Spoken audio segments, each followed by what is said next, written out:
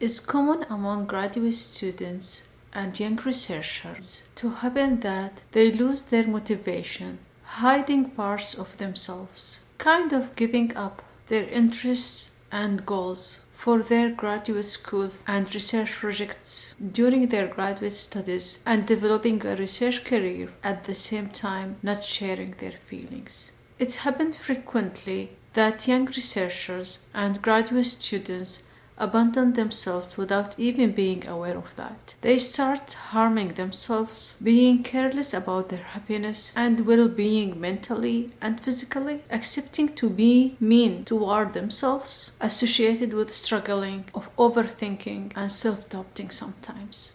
Self-abandonment may last lifelong and sadly sometimes cost the researchers their lives. It may bring the researcher at a very young stage into a deep dark place where they feel very lonely, depressed, and takes too long to recover. I'm so happy that you came to hear that you can help yourself if you haven't been there or you started abandoning yourself, to rescue yourself and to survive self-abandonment as a result of an anxiety and long-term chronic stress. Identifying and managing self-abandonment and related issues is the topic of this episode. I really want to talk about it, and I really want you to have the full awareness about self-abandonment signs and how to recognize them to help out yourself.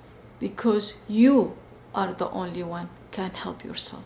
No matter what will happen, and no matter the conditions around you, no one will help you more than you, and nobody can help you if you cannot help yourself and recognize that.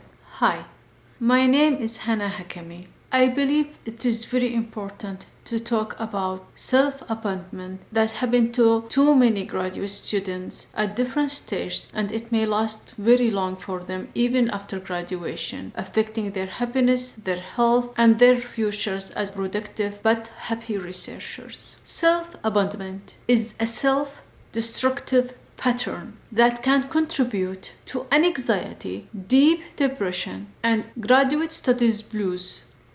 Have you heard about chronic self-abandoners? Usually, self-abandonment starts gradually by neglecting ourselves, caring for our health, and pushing ourselves too hard in a way that impacts more negatively on our happiness. You find yourself after days, you reject yourself, your thoughts, and a part of your happily living, ignoring your well-being, suppressing the needs inside you to find a break, to relax, to stop going further in such a stressful cycle. You care less about your desires and your wanting to meet the fact that you are abandoning yourself. Even you make the decisions to not meet your essential needs to take care of yourself. Keep working while you are exhausted, canceling or postponing your shower time,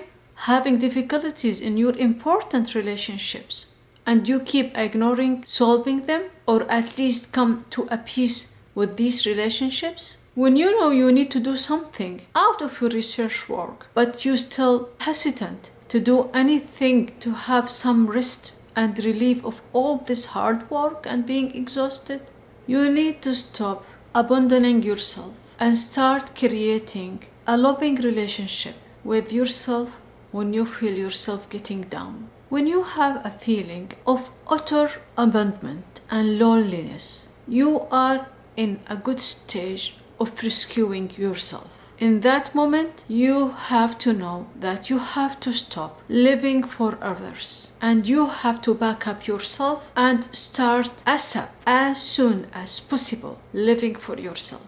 If you care about yourself, everything around you will care about you, and you will find your life easier and happier. I know those fears of losing growing inside you. I know that anxiety associated with sleeping issues for months. I know very well that eating habits and eating disorders that start appearing on your way every day the more you are self-abandoning, that you reluctantly continuing in hard working, overworking, overthinking, over-upsetting yourself for somebody else's satisfaction, which you never feel you fulfill that relationship during your grad school.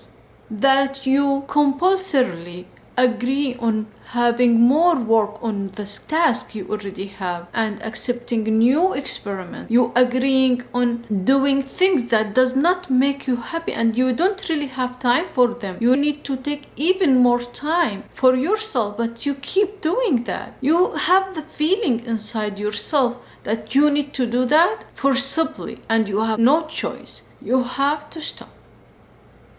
Some of the very serious signs of self-abandonment are crying and hiding your sadness, having deep depression when there are scientific occasions and you are around deadlines. You are enjoying nothing. You are thinking a lot about death. It may go even to think ending your life. You start questioning the importance of your existence and if you disappear, if somebody care about that. Having eating abnormalities, being disassociated from your daily life routines, and maybe going further, consistently avoiding people, losing the desire to work. Even you may disappear or wanting to disappear from your school program and quit or apply for quitting your program.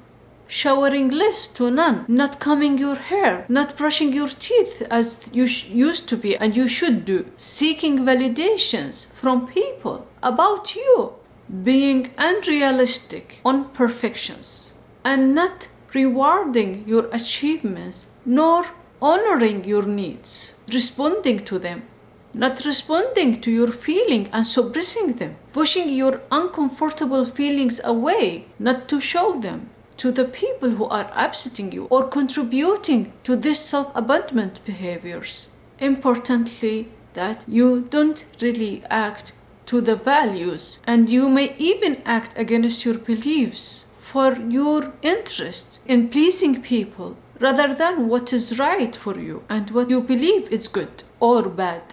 It happened that in the course of self-abandonment, during grad studies and research career development, there is a lack of self-trust, a big gap in self-exploration, your self-care. There are so many awkward moments you find it is not easy at all to handle peer pressure.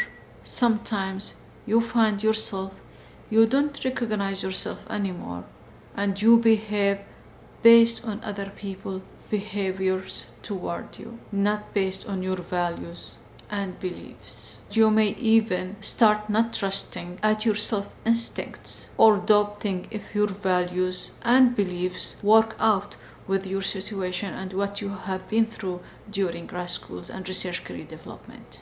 The worst happens when you are not speaking up for yourself and keep hiding, and then the more you are doing that, the more people take advantage of you and the more you are burying yourself, allowing that black hole to suck you deeply inside it. If you started recognizing that you are abandoning yourself, it is very important to work on stopping that and helping yourself as soon as possible. The first thing that you need to remember is the most important relationship in your life is the relationship between you and you. It is the relationship you have with yourself, because no matter what happens, you will be always with yourself. And if you cannot help yourself, nobody can help you. You need to be able to rely on yourself. You need to keep your mental and physical health in shape. The relationship with your values will be respected if you respect it. We need to recultivate or even cultivate ourselves from scratch, a caring, based on respect relationship with ourselves and with others. We need to start showing up for ourselves, or allowing ourselves freely to express and recognize what we are able to do and what we are willing even to do. Start recreating the habits that make you happy. Allow yourselves to have feelings.